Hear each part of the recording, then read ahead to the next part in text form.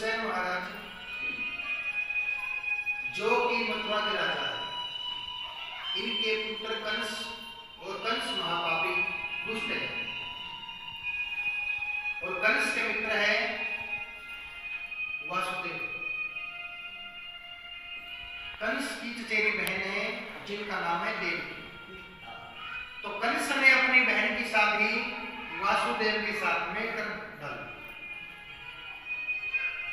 शादी हुई। शादी होने के बाद कंस अपनी बहन को खुद ही छोड़ने के लिए जा रहे हैं। कंस कहते हैं कि मैं अपनी बहन से इतना प्रेम करता हूं, इतना प्रेम कोई नहीं कर सकता। ऐसा कोई भाई है जो खुद ही अपनी बहन को छोड़ने के लिए जाए रथ में? मैं बहुत प्रेम करता हूं। और आप अपने परिवार से कितना प्रेम करते हो वो पता चलता है परीक्षा में। जब बुरा वक्त आता है, दुखों की घड़ी आती है, तब पता चलता है अपनों का कितना प्रेम करते हैं, कैसा प्रेम करते हैं। तो रास्ते में आकाशवाणी हुई। जब रास्ते में आकाशवाणी हुई, आकाशवाणी कहते हैं कंस से सावधान, आपके पापचार से पृथ्वी माता चिंता कर रही है। आप इतने बड़े पापी हो कि आपके पाप को देखने के बाद पृथ्वी माता भी चिंता कर रही है कि मेरे ऊपर इतना बड़ा पापी है। और जो आपकी बहन है देवकी, इनकी आपकी संतान आपका काल बनेगी, आपकी मृत्यु बनेगी। जब कंस ने आकाशवाणी सुनी, आकाशवाणी सुनते ही अपनी बहन को मारने का प्रयास कर रही है। अब कहां चला गया प्रेम को? अब कहां गया प्रेम? कंस अपनी बहन को मारने का प्रयास कर रही है, तलवार निकाली मारने के लिए। कंस कहते हैं ना होगा बांस, ना बजेगी बांसुरी, ना होगा लोहा, ना बनेगी छुरिया, ना होगी देवकी, ना होगी देवकी की आठवीं संतान। जब मैं देवकी को ही मार डालूंगा, संतान कहां से आएगी? मारने का प्रयास किया। वासुदेव कहते महाराज आप ऐसा मत करो, आपकी पाप मत करो, ये आपकी बहन है और आप ऐसा मत करो। और आप चिंता मत करो, आप संतान की चिंता मत करो। जितनी संतान होगी हम आपको अर्पण कर देंगे, आपको दे देंगे, लेकिन आप ये पाप मत करो, अपनी बहन को मत मारो। कंस बड़े प्रसिद्ध। देवकी वासुदेव को कारागार जेल में बंदी बना लिया।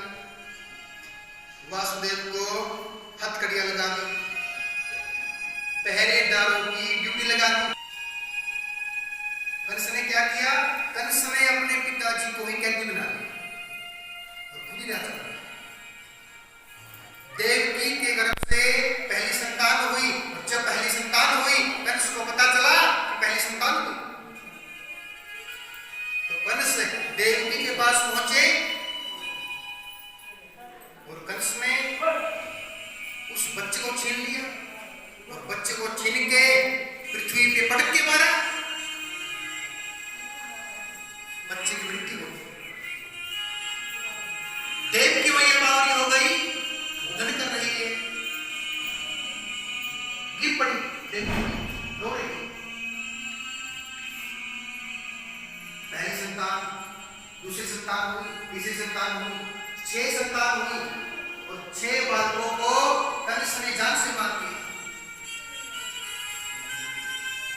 और जब जान से मार दिया तो 7वें बालक, जो 7वां बच्चा देवकी मैया के गर्भ में है, वो है बलराम।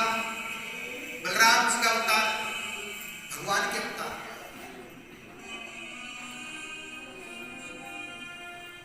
जब जब इस पृथ्वी पे धर्म की हानि होती है तब तब भगवान अवतार लेके आते हैं। इसलिए भगवान ने क्या किया? उस पुत्र को रोहिणी के गर्भ में पहुंचा दिया, ट्रांसफर किया रोहिणी के गर्भ में। अब भगवान के नंबर आ गया जन्म लेने का, 8वें नंबर पर है देवकी मैया के गर्भ में कृष्ण भगवान ने 8वें नंबर पर, और जब कृष्ण भगवान ने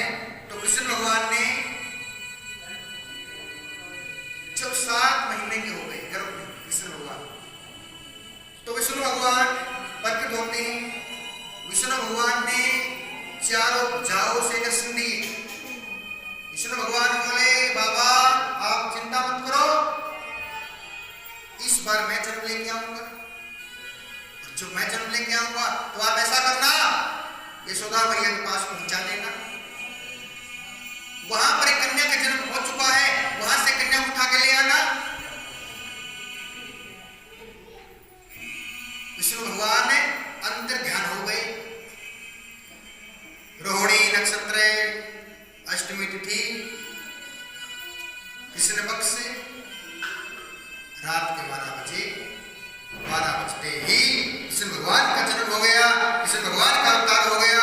बोले कृष्ण कन्हैया लाल की जय, भागवत महापुराण की जय, राधा रानी सरकार की। कृष्ण भगवान का जन्म हुआ, और कृष्ण भगवान ने जन्म लेते ही लीलाएं शुरू कर दी। वासुदेव की हथकड़ियां खुल गई, पहरेदार स्वयं सो गए। वासुदेव ने भगवान को एक छावड़े में बिठा दिया, टोकरे में, और जब टोकरे में बिठा लिया, तूफान आ गया, बारिश आ गई, और ऐसी बारिश आ गई, यमुना महारानी बहती आ गई। भगवान के दर्शन करने के लिए, भगवान के चरण स्पर्श करने के लिए बहती आ गई। वासुदेव के सर के ऊपर जल चला गया। वासुदेव चिंता कर रहे हैं, अब क्या होगा, लाला का क्या होगा। शेषनाग भगवान के ऊपर छाया कर रहे हैं। भगवान सोच रहे हैं कि बाबा का हौसला टूट गया। तो भगवान ने क्या किया, भगवान ने अपने पांव छपड़े से बाहर निकाल ले, जैसे अपने चरण ने छपड़े से बाहर निकाल ले। यमुना महारानी छूते ही उतर गई। यमुना महारानी ने भगवान के चरणों का स्पर्श किया, स्पर्श करते ही उतर गई, रसायन सूखो पड़ गया। वासुदेव ने कन्हैया को गोकुल पहुंचाया, वहां से कन्या को उठा के लेके आए, और जब कन्या को उठा के लेके आए तो कंस बड़े प्रसन्न हैं। द्वारपाल कहते हैं कि महाराज एक कन्या जन्म लेके आई, तो कंस बड़े प्रसन्न हुए। कहां गए, जो मुझे मारने आने वाले थे, ये तो कन्या आ गई, या कन्या मुझे मारेगी, इतना बल है कन्या में कि मुझे मार सकती है, इतनी शक्ति है कन्या में कि मुझे मार सकती है। कंस देवकी के पास उस कन्या को मारने का प्रयास किया। कन्या आकाश में उड़ गई,